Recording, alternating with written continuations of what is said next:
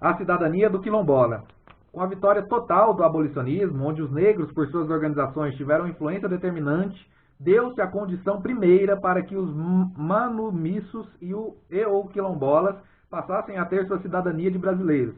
Como escravos, não a tinham. Como fugitivos, refugiados no quilombo, também não. Mas aqui os quilombolas possuíam a cidadania em sua nação de refugiados. O quilombo era seu Estado nacional, era sua nação, era seu povo politicamente organizado e, de consequência, o habitante daquele refúgio era cidadão. Gozava de todos os direitos políticos, sociais, econômicos e civis no seu meio, no seu ambiente.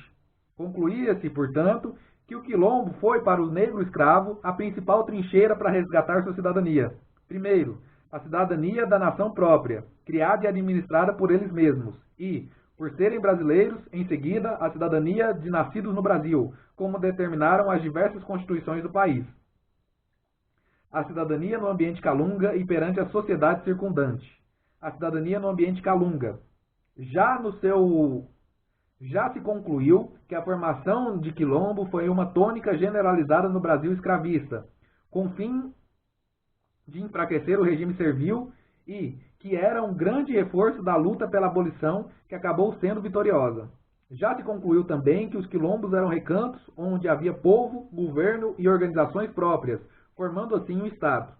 Em face dessas conclusões e diante de certeza que se tem pelos resultados das pesquisas antropológicas e jurídicas efetuadas na região e pelo reconhecimento do poder estatal, os calungas são cidadãos que foram, no passado, membros de um refúgio de escravo, quilombo, com a vida e a administração próprias. Ocorre ainda tratar-se de uma situação diferenciada da história de outros quilombos, porque, em regra, estes foram destruídos ou massacrados durante o regime servil. O quilombo calunga não foi destruído, permaneceu, prosperou, criaram-se comunidades isoladas na região, permanecendo naquele ambiente camponês as mesmas tradições dos quilombos.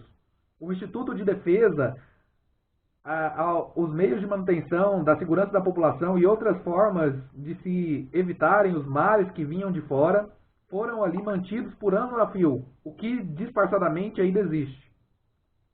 Essas afirmações estão comprovadas nas respostas das entrevistas feitas com o Sr. Servino. No ambiente calunga, que hoje é a área do sítio histórico criado pela Lei Estadual 11.409, existem mais de 3.000 pessoas, conforme o levantamento socioeconômico feito pelo governo do estado de Goiás, em observância ao que dispõe aquela lei. Mari Baiocchi afirmou que a região do Calunga é composta de 41 agrupamentos isolados, afro-brasileiros nascidos de um processo histórico iniciado no século XVIII, com implantação da economia mineradora que utilizava o braço escravo africano.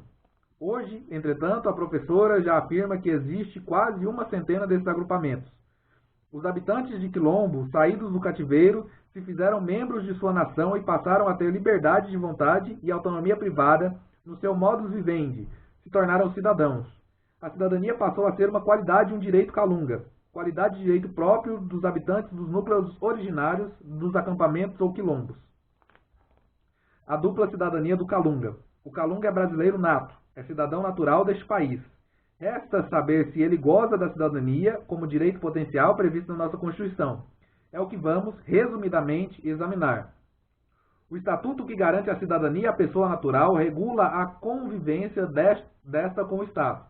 De um lado, o dever de obediência às regras sociais impostas nas leis a serem cumpridas. Do outro, a obrigação do Estado, como ente que tem por objetivo distribuir o bem comum, de proteger as pessoas como integrantes da sociedade, cumprindo as leis do país. Essas, pois, são as assertivas de que vigoram no Brasil por ser hoje um Estado democrático de direito. O artigo 12, inciso 1º, aliena que, da Constituição Federal de 1888, utilizou o princípio do ius soli, afirmando que são brasileiros natos os aqui nascidos, mesmo que filhos de estrangeiro, salvo se estes estiverem no Brasil como servidores de seu país. As alíneas B e C do mesmo inciso adotaram o princípio ius sanguinis, segundo o qual são brasileiros os que nasceram de pai ou mãe brasileiros, que estejam fora a serviço do país ou que sejam registrados em repartição brasileira e que venham aqui residir antes de completar a maioridade, optando após pela nacionalidade da repartição onde foi registrado. Os descendentes de quilombolas da região Calunga são brasileiros natos pelo princípio do ius soli, são cidadãos naturais.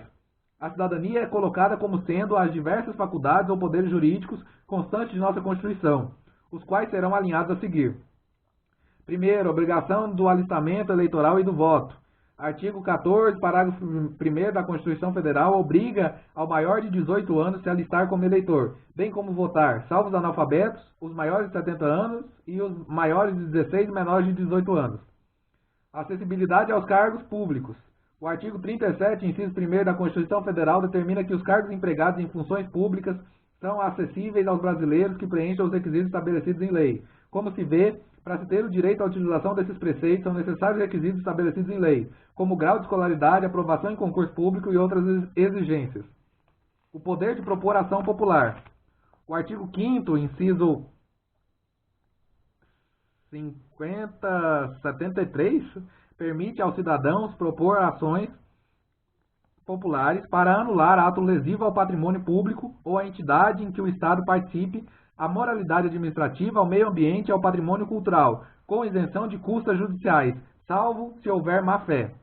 Habeas corpus, habeas datas ou mandado de segurança são também institutos jurídicos constitucionais necessários aos direitos do cidadão, como faculdade, e estes estão à disposição das pessoas como garantia da cidadania. A União cabe privativamente legislar sobre a cidadania. Artigo 22, inciso 12 da Constituição Federal de 88. A saúde e a educação são direitos constitucionais à disposição do indivíduo, portanto, são requisitos indispensáveis da cidadania. A legislação sobre a cidadania não poderá ser delegada, trata-se de matéria de competência exclusiva da União. É o que disciplina o parágrafo 1º, inciso 2º do artigo 68 da Constituição Federal de 88. Artigo 68. As leis delegadas serão elaboradas pelo Presidente da República, que deverá solicitar a delegação ao Congresso Nacional. Parágrafo 1º. Não serão objeto de delegação os atos de competência exclusiva do Congresso Nacional, os de competência privativa da Câmara dos Deputados ou do Senado Federal, a matéria reservada à lei complementar, nem a legislação sobre nacionalidade, cidadania, direitos individuais, políticos e eleitorais.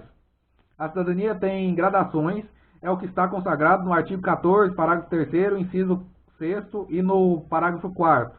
Idade mínima para o cidadão ocupar cargos públicos e a inelegibilidade dos analfabetos e dos inalistáveis, respectivamente.